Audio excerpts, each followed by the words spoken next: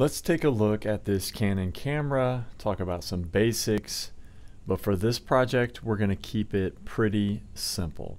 First things first, I do want to mention with the lens cap. Now, I like to see the lens caps actually stay at the front of the room,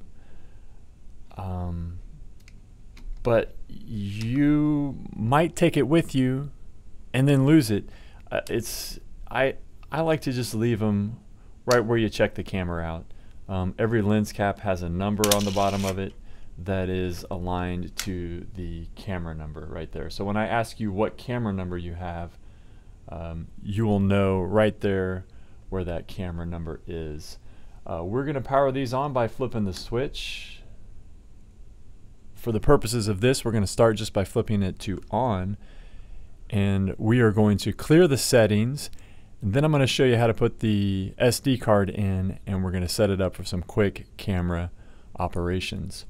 First, to clear the settings, set the camera into manual mode. So you're going to dial that M to where it lines up with the notch there. I'm going to hit the menu button, and then I'm going to work my way to the last wrench and choose clear settings, and then clear all camera settings. Next, I'm going to go ahead and insert the memory card. Now, in order to put in the memory card, there's a little door here. Slides out just a little bit, and as soon as it slides out, the camera turns off, and that's 100% normal. Slide it out, slide it closed, take your time. Don't be super aggressive with it because I could easily see it falling apart. The label of the SD card is going to face you as you insert it from this side. You'll feel it spring in there and spring back out again. I say that because if you stick the memory card in backwards, there's going to be some problems, and believe me, it's been done before. Close the door, camera comes back on.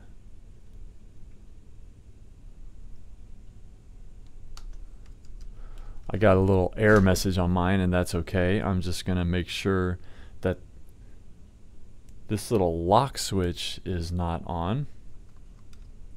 I'm going to try again, and then I'll show you what we're going to do next. I'm going to get the same error message actually. So I'm going to hit the menu button again. Find your way to that first little wrench, and then go down to Format Card. Once the card is formatted, you are ready to start filming. I suggest doing that almost every time. You don't want this memory card to be a place where you're trying to back up or store or save footage. We can use our computers for that. We can use the network drive for that. We'll have a lot of other options for that. It's always a good idea to let the camera format the card so that the camera builds the file structure that it will use when it's recording. For this project, we are going to flip the switch into automatic mode, believe it or not.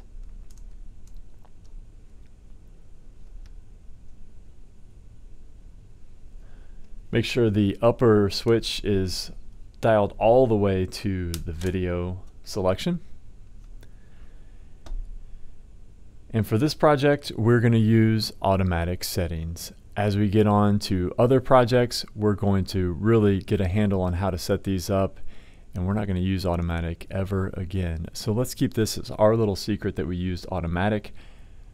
As for one more thing that we're going to do with this camera, I want to talk about on the lens, you have two switches. You have image stabilization, and you have autofocus and manual focus. These lenses are not the best. They're not super expensive, but they're a little bit fragile. You need to be careful with them. When the lens is in manual focus, I can adjust the focus here. When the lens is in autofocus, I do want to be careful because sometimes it's not possible to adjust this. It seems like that's not the case with this particular lens, but some of our lenses behave a little differently. So just be aware of autofocus or manual focus. When we get into other projects, manual focus will be a really good idea. For this project, autofocus is probably not a bad idea as well. Stabilizer, if the camera's on a tripod, as it probably will be, go ahead and leave the image stabilizer off.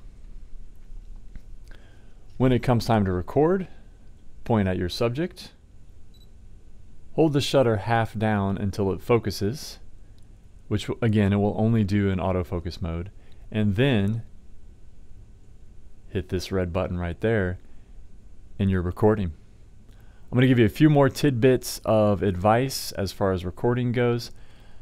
Let it record for more time than you think, and that way you're going to end up with what are called handles on your media. A little bit of extra media on either side of the footage that you want. Now we've got our recording and we're ready to go. If we want to see our footage back and play it back, we hit the play button. And you can use the touchscreen there. I'm a little bit old school, so sometimes I actually hit the select button instead of that. And just to get back to the regular menu or the regular screen, a half touch on that shutter up front will do it. I think that'll get you started. And if it doesn't, let's be cautious and make sure we're not doing anything crazy with these, because we don't have very many and we'd like to take care of them. All right, let's go.